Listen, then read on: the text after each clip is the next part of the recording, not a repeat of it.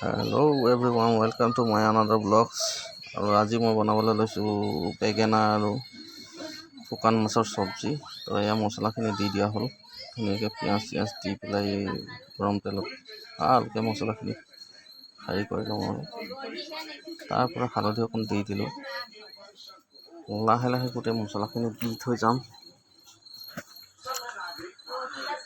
অলপ লৰাই দিব লাগিব যাতে মছলাটো তেল এৰি দিয়ে। তাৰপাছত চব্জিখিনি এৰি দিম আৰু এৰি দিয়াৰ পাছত ধুনীয়াকৈ কি দিওঁ আপোনালোকে চাই থাকক।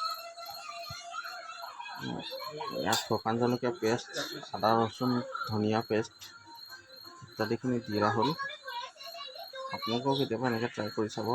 ভেজ থালিখনত নন ভেজ ফ্লেভাৰ যদি লাগে, ঠিক তেনেকৈ ভেজৰ লগত নন ভেজ মিক্স কৰিব। সেনেকৈ শুকান মাছ, প্ৰন ইত্যাদিখিনি মিক্স কৰি পেলাই খাব পাৰে। আৰু মই চেষ্টা কৰিম আৰু ভাল কৰিবৰ কাৰণে। কুকিংটোতো মই কৰিব পাৰোঁৱেই, ভালকৈ কৰিব পাৰোঁ। কুকিং কৰা মোৰ চখ। আৰু দ্বিতীয় কথা হ'ল, ভিডিঅ' কৰাটো মোৰ কোনো হেৰি নহয়, প্ৰফেশ্যনেলি নহয়। আৰু সেইবোৰ ভিডিঅ'খিনি ইমান ভাল নহ'বও পাৰে, গতিকে আপোনালোকে অলপ চাই ল'ব। বাছ ফ্ৰাই হৈ গ'ল, বিলাহীও দিলোঁ, অলপ টেঙা টেঙা ফ্লেভাৰ এটাও আহিব।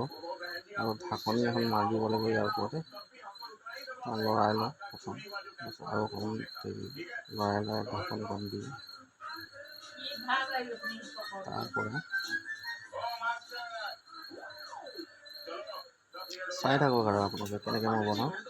আৰু আজি থালিখনত কি কি আছে মই লাষ্টত দি দিছোঁ। বৰ বিশেষ একো নাই।